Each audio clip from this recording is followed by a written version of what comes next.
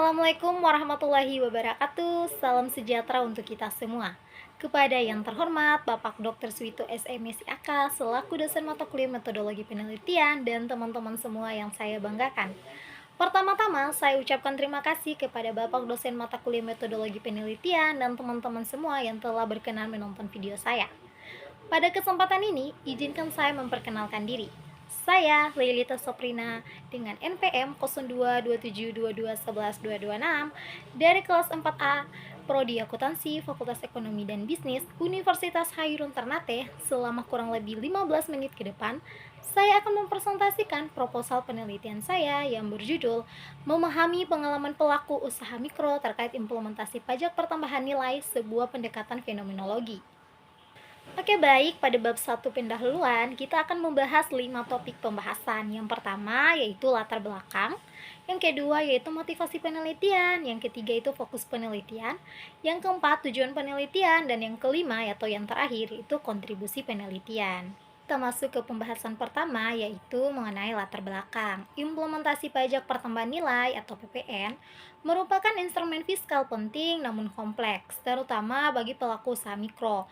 Meskipun PPN bertujuan meningkatkan pendapatan negara, pelaksananya seringkali menimbulkan beban administratif dan biaya tambahan bagi usaha mikro. Tantangan seperti proses pendaftaran yang kompleks dan kurangnya pemahaman terhadap aturan PPN dapat mengganggu operasional dan keberlanjutan usaha mikro. Pengalaman mereka juga dipengaruhi oleh faktor sosial, ekonomi, dan budaya lokal.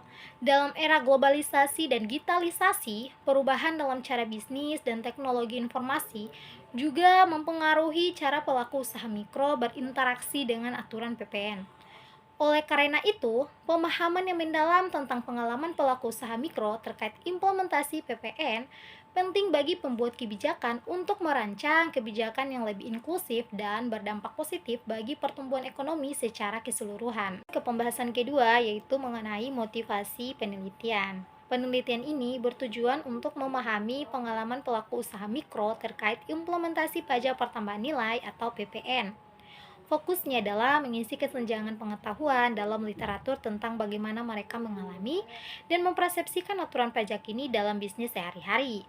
Motivasi utamanya adalah memberikan kontribusi bagi pembuat kebijakan dalam merancang kebijakan pajak yang lebih inklusif dan berkelanjutan serta memberikan suara kepada pelaku usaha mikro yang sering diabaikan dalam diskusi kebijakan pajak. Dengan demikian, penelitian ini diharapkan dapat memperkaya pemahaman tentang dinamika antara kebijakan pajak dan praktik bisnis mikro, pendukung upaya meningkatkan kebijakan pajak yang lebih berkeadilan dan efektif. Lanjut ke pembahasan selanjutnya yaitu mengenai fokus penelitian. Jadi, penelitian ini akan fokus pada pemahaman mendalam tentang pengalaman pelaku usaha mikro terkait implementasi pajak pertambahan nilai. Kami akan menyelidiki bagaimana pelaku usaha mikro mengalami dan mempersepsikan PPN dalam aktivitas bisnis sehari-hari, serta faktor-faktor yang mempengaruhi sikap, perilaku, dan kepatuhan mereka terhadap aturan PPN dengan fokus pada pengalaman subjektif, faktor-faktor yang mempengaruhi sikap dan strategi adaptasi pelaku usaha mikro. Penelitian ini bertujuan untuk memberikan pemahaman yang lebih mendalam tentang dinamika antara kebijakan pajak, PPN, dan praktik bisnis pelaku usaha mikro terkait usaha mikro di tingkat mikro melalui pendekatan fenomenologi. Jadi, penelitian ini juga diharapkan dapat memberikan wawasan yang berharga bagi pembuat kebijakan, peneliti, praktis pajak, dan pelaku usaha mikro dalam menghadapi tantangan implementasi pajak pertambahan nilai. Bahasan yang keempat yaitu mengenai tujuan dari penelitian. Jadi, tujuan utama dari penelitian ini adalah untuk mendapatkan pemahaman yang mendalam tentang pelaku usaha mikro terkait dengan implementasi pajak pertambahan nilai atau PPN secara khusus. Penelitian ini bertujuan untuk mencapai beberapa tujuan, yaitu ada 4 tujuan. Yang pertama itu memahami pengalaman subjektif pelaku usaha mikro terkait PPN, yang dimana Tujuan utama penelitian ini adalah untuk menyelidiki bagaimana pelaku usaha mikro mengalami dan mempersepsikan implementasi PPN dalam aktivitas bisnis mereka sehari-hari. Jadi, kami akan menggali berbagai aspek pengalaman subjektif mereka, termasuk proses pendaftaran, pengumpulan, dan pelaporan PPN, serta dampaknya terhadap operasional dan keberlanjutan usaha. Dan yang kedua yaitu itu adalah menganalisis faktor-faktor yang mempengaruhi sikap dan perilaku. Jadi, penelitian ini juga bertujuan untuk mengidentifikasi faktor-faktor yang mempengaruhi sikap, perilaku, dan kepatuhan pelaku usaha mikro terhadap aturan PPN. Kami akan mengeksplorasi faktor-faktor ekonomi, sosial, budaya, dan teknologi yang dapat mempengaruhi cara mereka merespon dan beradaptasi terhadap aturan pajak. Dan yang ketiga yaitu menemukan strategi dan adaptasi yang dilakukan oleh pelaku usaha mikro, yang dimana penelitian ini juga bertujuan untuk mengidentifikasi strategi dan adaptasi yang dilakukan oleh pelaku usaha mikro dalam menghadapi aturan PPN. Kami akan mengeksplorasi upaya mereka untuk memahami aturan pajak, memperoleh sumber daya dan dukungan yang diperlukan, serta mencari solusi kreatif untuk mengurangi dampak negatif dari PPN. Tujuan yang terakhir yaitu memberikan kontribusi bagi pembuat kebijakan dan praktis pajak, yang dimana tujuan ini itu dari peneliti adalah untuk memberikan kontribusi yang berarti bagi pembuat kebijakan, peneliti, praktis pajak, dan pelaku usaha mikro sendiri. Dengan memahami pengalaman dan tantangan yang dihadapi oleh pelaku usaha mikro terkait PPN, diharapkan dapat merumuskan kebijakan yang lebih inklusif, berkeadilan, dan berkelanjutan serta meningkatkan pemahaman kepatuhan pajak di tingkat mikro. Pesan terakhir yaitu kontribusi penelitian, yang dimana penelitian ini diharapkan memberikan kontribusi signifikan baik secara teoritis maupun praktis. Secara teoritis yaitu penelitian akan memperkaya literatur tentang kebijakan pajak, khususnya dalam implementasi pajak pertambahan nilai, dengan menggunakan pendekatan fenomenologi dan memahami pengalaman subjektif pelaku usaha mikro. Analisis temuan diharapkan dapat mengidentifikasi faktor-faktor yang mempengaruhi sikap, perilaku, dan kepatuhan pelaku usaha mikro terhadap aturan PPN, memberikan pemahaman yang lebih dalam tentang dinamika antara mikro terhadap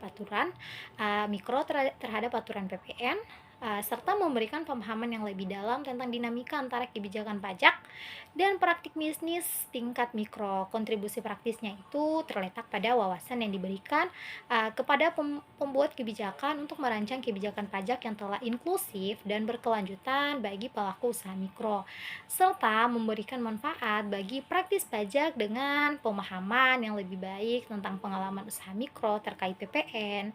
Selain itu, pelaku usaha mikro sendiri juga dapat memperoleh manfaat langsung dan memahami implikasi PPN bagi bisnis mereka dan strategi yang dapat mereka terapkan untuk mengatasi tantangan tersebut. Sekarang kita masuk ke bab 2 yaitu kajian pustaka, di mana dalam kajian pustaka ini kita akan membahas 4 pembahasan, yaitu yang pertama adalah pendahuluan, yang kedua yaitu konsep dasar pajak pertambahan nilai, yang ketiga yaitu pendekatan fenomenologi dalam penelitian, dan yang keempat yaitu studi terdahulu mengenai implementasi PPN pada pelaku usaha mikro.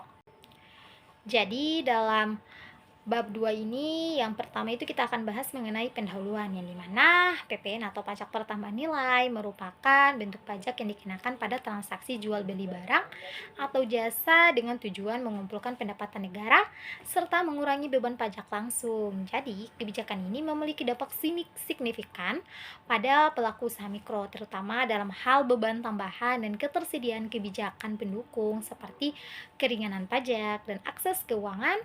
Studi tentang implementasi PPN pada usaha mikro menyoroti dampaknya terhadap penjualan dan likuiditas operasional, serta faktor-faktor seperti tingkat pengetahuan dan kesadaran akan pentingnya kepatuhan terhadap aturan.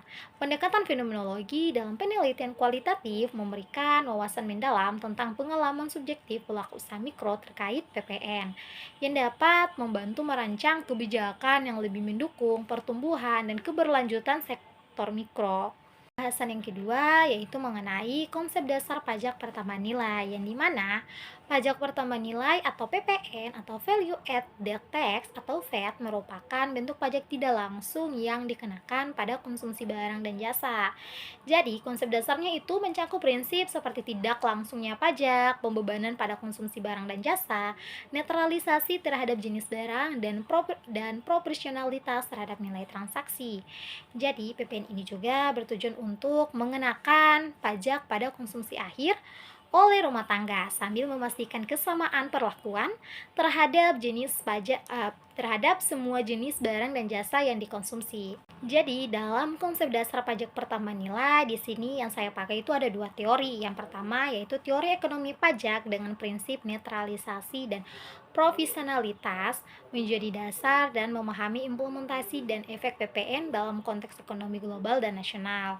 Dan teori yang kedua yaitu tentang teori perpajakan. Di sini dia menjelaskan mengenai tujuan utama PPN, variasi implementasi di berbagai negara, dan peran pentingnya dalam pendanaan pemerintah dan layanan publik. Jadi dari dua teori di atas yang itu saya ambil berdasarkan referensi dari buku Understanding Value Added Tax and Comparison Guide oleh Jones pada tahun 2019. Pembahasan yang ketiga yaitu pendekatan fenomenologi dalam penelitian kualitatif. Jadi, fenomenologi dalam pendekatan penelitian kualitatif yang menitik beratkan pada pengalaman hidup individu dan bagaimana mereka membangun makna dari fenomena yang mereka alami. Prinsip dasarnya adalah fokus pada pengalaman subjektif dan kesadaran individu. Dengan penggunaan dua jenis deskripsi tekstural yang menyoroti apa yang dirasakan oleh subjek penelitian, dan deskripsi struktural yang menggali makna dari pengalaman subjektif. Jadi, langkah-langkah dalam menerapkan pendekatan fenomenologi meliputi breaking, uniting, analysis, dan description dalam konteks pelaku usaha mikro terkait PPN. Pendekatan fenomenologi memungkinkan pemahaman yang lebih dalam tentang bagaimana mereka memaknai perubahan akibat implementasi PPN, termasuk dampak pada harga jual, beban tambahan, dan kesulitan menyerap biaya tambahan. Pembahasan yang keempat atau yang terakhir pada bab 2 yaitu studi terdahulu mengenai implementasi PPN pada pelaku usaha mikro, yang dimana penelitian terdahulu yang saya ambil yaitu Brown et al. Tahun 2018. Di sini menunjukkan bahwa implementasi PPN memiliki dampak signifikan pada usaha mikro. Meskipun PPN memiliki keuntungan sebagai sistem pajak seperti peningkatan pendapatan pemerintah, tetapi juga menimbulkan berbagai tantangan bagi usaha kecil dan menengah. Jadi, tantangan tersebut meliputi penurunan margin keuntungan, biaya tidak langsung terkait dengan pendapatan harga, pelaporan keuangan, arus kas, manajemen rantai pasokan, prosedur kepatuhan, dan akuntansi pajak. Meskipun demikian, PPN tetap menjadi sistem pajak yang dominan di seluruh dunia, khususnya di negara-negara Dewan Kerja Teluk atau GCC. Jadi penelitian yang kedua yaitu yang saya ambil adalah Garcia dan Martis pada tahun 2019, di mana dia menyoroti pentingnya strategi kebijakan untuk mengurangi dampak PPN pada usaha mikro di negara-negara berkembang. Jadi, mereka menemukan bahwa kepatuhan terhadap persyaratan PPN menjadi masalah yang signifikan bagi usaha mikro. Oleh karena itu, pemahaman akan dampak PPN pada usaha mikro sangat penting untuk merancang kebijakan yang efektif yang seimbang antara pengumpulan pendapatan dan kesejahteraan bisnis kecil. Kita masuk ke bab 3 yaitu metodologi penelitian. Di sini kita akan membahas 5 pembahasan. Yang pertama yaitu waktu penelitian, yang kedua yaitu situs dan informan penelitian, yang ketiga yaitu teknik pengumpulan data, yang keempat yaitu teknik pengujian kredibilitas data, dan yang kelima yaitu teknik analisis data. Pembahasan yang pertama yaitu waktu penelitian. Jadi, waktu penelitian akan dilaksanakan dari bulan Desember tahun 2023 sampai dengan bulan Maret tahun 2024. pembahasan yang kedua, yaitu situs dan informan penelitian, yang dimana penelitian ini akan menjangkau beberapa wilayah yang mempresentasikan berbagai konteks bisnis, mikro, kecil, dan menengah atau UMKM. Jadi, situs-situs yang dipilih akan mencangkup keragaman dalam struktur ekonomi, demografi, dan kebijakan perpajakan terkait PPN. Dengan demikian, kami akan mendapatkan wawasan yang komprehensif tentang bagaimana implementasi PPN mempengaruhi UMKM di berbagai lingkungan ekonomi. Informan penelitian akan terdiri dari pemilik usaha mikro, manajer, atau pemangku kepentingan yang memiliki pengalaman langsung dengan implementasi PPN. Jadi, pemilihan informan akan mencakup berbagai sektor industri dan ukuran usaha untuk memperoleh sudut pandang yang beragam tentang dampak dari PPN. Kami juga akan mempertimbangkan faktor-faktor seperti lamar beroperasi, lokasi geografi, dan tingkat pemahaman tentang aturan perpajakan dalam pemilihan informan. Jadi, pendekatan progresif sampling akan digunakan untuk memilih informan yang paling relevan dan berpengalaman sesuai dengan konteks penelitian. Jadi, upaya yang akan dilakukan untuk guna mendapatkan pemahaman yang holistik tentang dampak PPN dan PPN pada UMKM dari berbagai latar belakang dan karakteristik. Dengan pendekatan ini, kami bertujuan untuk mengumpulkan data yang beragam dan mendalam yang dapat memberikan wawasan yang berharga untuk penelitian kami. Lanjut ke pembahasan selanjutnya, yaitu teknik pengumpulan data. Jadi, metode utama yang digunakan untuk pengumpulan data dalam penelitian ini meliputi wawancara mendalam, observasi partisipatif, penelusuran dokumen, dan survei pendukung, yang dimana yang pertama itu wawancara mendalam. Jadi, akan dilakukan dengan pemilik usaha mikro, manajer, atau pemangku kepentingan terkait lainnya untuk mengeksplorasi pengalaman, perspektif, dan tanggapan mereka terhadap implementasi PPN. Dan yang kedua yaitu observasi partisipatif, yang dimana akan dilakukan di lingkungan UMKM untuk memperoleh pemahaman praktis dan langsung tentang implementasi PPN. Dan yang ketiga yaitu penelusuran dokumen akan dilakukan untuk mengumpulkan informasi tambahan tentang kebijakan perpajakan terkait PPN, laporan keuangan UMKM, dan dokumen lain yang relevan. Dan yang keempat atau yang terakhir yaitu survei pendukung, yang dimana akan digunakan untuk mengumpulkan data lebih luas dari sejumlah responden untuk mewakili populasi UMKM untuk mendukung dan melengkapi temuan dari wawancara mendalam dan observasi partisipatif. Semua data yang terkumpul akan dianalisis secara komprehensif untuk mendukung temuan penelitian kami. Kita masuk ke pembahasan selanjutnya, yaitu teknik pengujian kredibilitas data. Jadi, dalam teknik ini yang akan kami uji itu ada beberapa metode, yaitu yang pertama yang kami pakai adalah menggunakan triangulasi metode, yang dimana untuk membandingkan temuan dari berbagai teknik pengumpulan data seperti wawancara mendalam, observasi partisipatif, dan penelusuran dokumen. Dan yang kedua yaitu peer differing akan dilakukan untuk melibatkan diskusi rutin dengan rekan sejawat atau ahli lain untuk memeriksa temuan, interpretasi, dan kesimpulan. Dan yang ketiga yaitu pengecekan terhadap informan akan dilakukan untuk memverifikasi keabsahan data dengan kembali kepada informan untuk memeriksa kembali hasil wawancara atau observasi mereka. Dengan pendekatan ini, kami dapat meningkatkan kepercayaan terhadap hasil penelitian dan memastikan keakuratan serta konsistensi data yang diperoleh. Lanjut ke pembahasan selanjutnya yaitu teknik analisis data, yang dimana analisis data akan melibatkan beberapa langkah. Yang pertama yaitu semua data yang terkumpul akan ditranskrip dan dikategorikan berdasarkan tema atau konsep yang muncul selama proses pengumpulan data.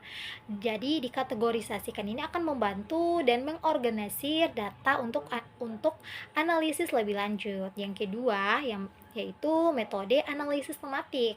Jadi, akan digunakan untuk mengidentifikasi pola-pola tematik dan makna yang akan muncul dari data. Jadi, tim penelitian akan membaca dan mengkodekan data untuk mengidentifikasi tema-tema utama, subtema, dan hubungan antara tema. Dan metode yang terakhir yaitu hasil temuan akan diinterpretasikan untuk memahami implikasi terhadap fenomena yang sedang diteliti dengan mempertimbangkan konteks sosial, budaya, dan ekonomi yang mempengaruhi pengalaman subjektif informan. Proses ini akan menghasilkan pemahaman yang lebih dalam tentang bagaimana pelaku usaha mikro memahami dan merespon implementasi PPN dalam konteks bisnis mereka.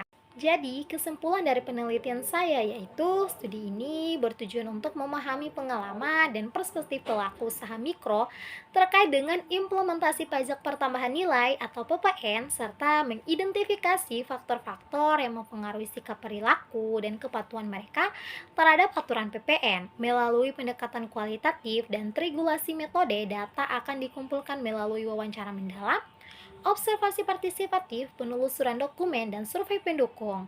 Analisis data akan melibatkan transkrip, kategorisasi, analisis tematik, dan interpretasi untuk memahami pengalaman pelaku usaha mikro secara holistik.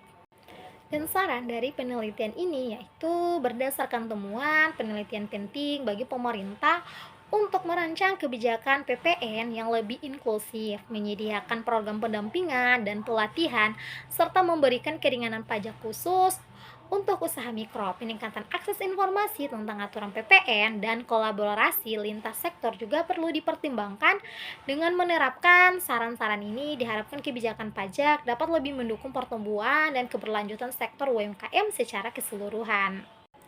Sekian presentasi terkait isi dari proposal penelitian saya. Saya mengucapkan terima kasih banyak kepada Bapak Dr. Suito SMSI Akas, dosen mata kuliah metodologi penelitian, dan teman-teman semua yang telah menonton video saya. Terima kasih atas perhatian dan mohon maaf jika ada salah kata dalam presentasi hari ini. Wassalamualaikum warahmatullahi wabarakatuh.